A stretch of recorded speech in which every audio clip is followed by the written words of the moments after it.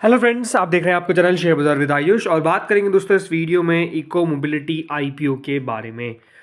तो दोस्तों eco mobility IPO आज से ओपन हो चुका है और 30 अगस्त तक दोस्तों ये इशू ओपन रहने वाला है। ₹2 की फेस वैल्यू कंपनी ने तय की है, करीबन 318 से 334 का प्राइस बैंड कंपनी ने सेट कर रखा है। 44 शेयर्स का लॉट साइज है। कुल मिलाकर 601 करोड़ का ये इशू होने वाला है, जिसमें से पूरा का पूरा ऑफर फॉर सेल रहेगा और बीएसई एनएसई दोनों पर हमको ये लिस्ट भी होता हुआ नजर आने वाला है। ठीक है फ्रेंड्स, रिटेल में एक लॉट लगाने के लिए आपको 44 शेयर्स मिल रहे हैं। इसके लिए आपको 14,696 रुपीज़ पे करने पड़ेंगे। आप रिटेल में मैक्सिमम 13 लॉट्स तक जा सकते हैं, जिसके लिए आपको 1,91,408 रुपीज़ कुल मिलाकर पे करने पड़ेंगे। बट हमेशा आपको बताया है कि अगर रिटेल कैटेगरी ओवर सब्सक्राइब होती है तो इन केस हमेशा अप्लाई करिएगा कितना, ओनली सिंगल लॉट, क्योंकि रिटेल कैटेगरी आपको मैं कह सकता हूँ ऑलरेडी ओवर सब्सक्राइब हो चुकी है। और अगर आप रिटेल में लगाने का सोच रहे हैं तो सिर्फ सिंगल लॉट लगाइएगा, यानी 44 शेयर्स के लिए।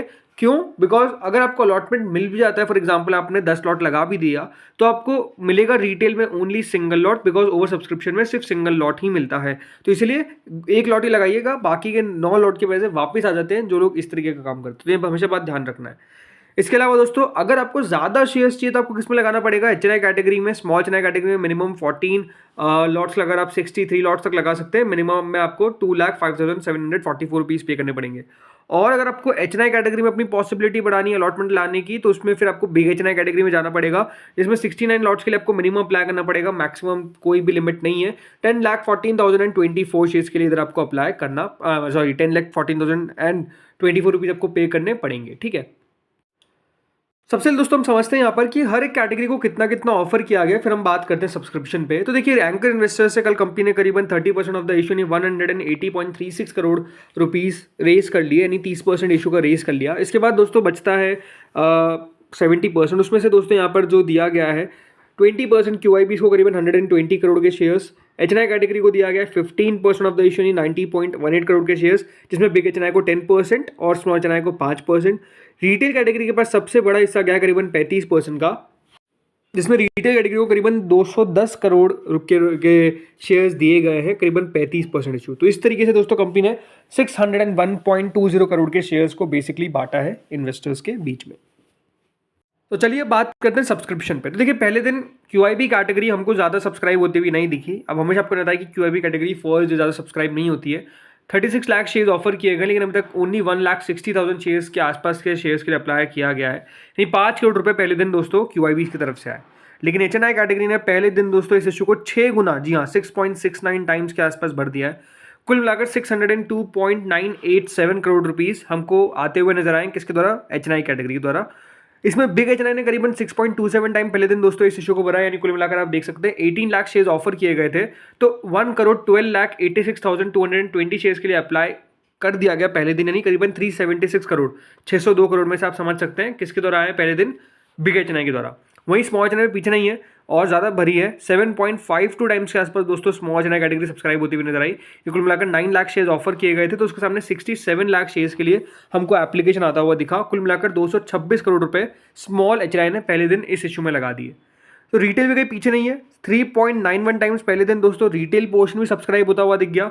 कुल मिलाकर 63 लाख शेयर्स थे, तो उसके सामने 2,46,00,000 शेयर्स के लिए हमको एप्लीकेशन आता हुआ दिखा है, नहीं करीबन 822 करोड़ रुपए पहले दिन के अंदर दोस्तों यहाँ पर रिटेल ने अप्लाई कर दिया है। और ये देखिए तब है जब आपको पता है ऑलरेडी एक इशू खुला हुआ है जो है प्रीमियर बिल्डिंग्स का, तो आप समझ सकते हैं रिटेल फर्स्ट डे से पैसा लगाना चालू कर देता है और 4 गुना पहले ही दिन के अंदर दोस्तों रिटेल ने इस इशू को भर दिया है।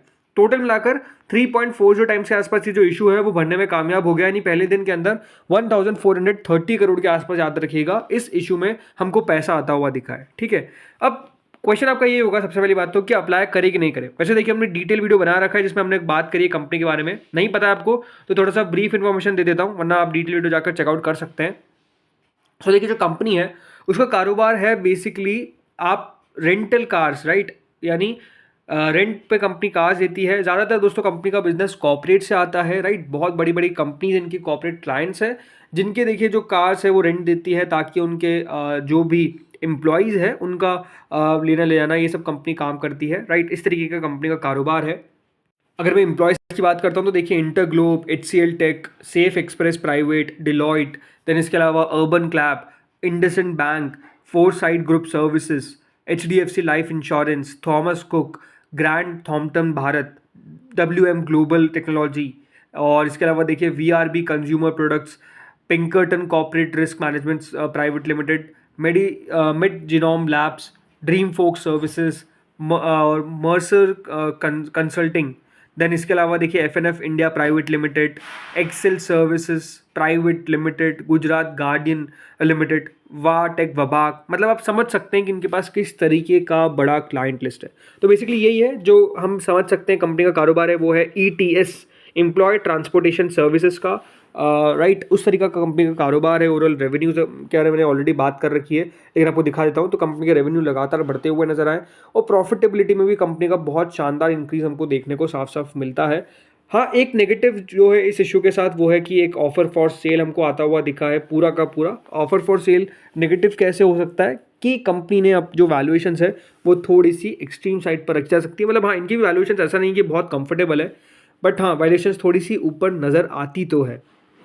इसके अलावा सबसे ज़्यादा अलॉटमेंट आने की चांसेस कहाँ पे, तो ये बात ध्यान रखिएगा कि जो HNI कैटेगरी है, जिसमें बिग HNI कैटेगरी है, इसमें कुल मिलाकर टोटल अलॉटमेंट मिलेगा 2922 लोगों को, राइट। इतना अलॉटमेंट मिलेगा। स्मॉल HNI में मिलेगा 1461 लोगों को।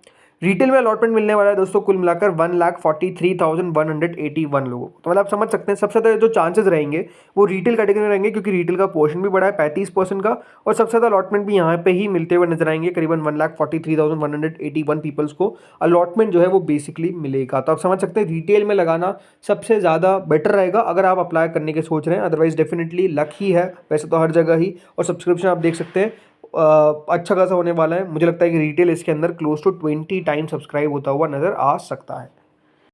बाकी अगर बात करते हैं ग्रे मार्केट की, तो देखिए ग्रे मार्केट में आज थोड़ी सी गिरावट देखने को मिली है। कल 58% ग्रे मार्केट थी, करीबन 170 रुपीज़ के आसपास का इसका करंट प्रीमियम देखने को मिल रहा है। तो प्रीमियम में फॉल तो है, राइट, गिरावट तो है, but still more than half पे लिस्टिंग होने की एक्सपेक्टेशंस करी जा रही है। तो ये बात देखिए है दिखाने वाली कि हाँ डेफिनेटली ग्रे मार्केट नीचे होने के बावजूद भी 50% तक हमको देखने को मिल रही है। हाँ, ये क्वेश्चन हो सकता है कि ग्रे मार्केट कितना टिक पाएगी, कितना देखिए बढ़ पाएगी या फिर गिर जाएगी, वो अपने आप में क्वेश्चन है। बट नो डाउट दोस्तों अभी तो ग्रे मार्केट 50% के आसपास हमको देखने को मिल रही है, जो कल 58% के आसपास थी।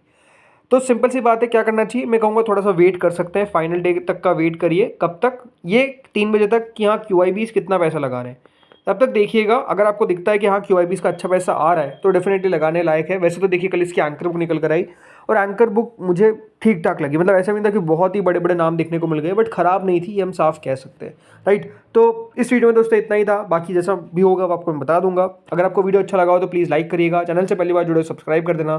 Thank you friends for watching this video.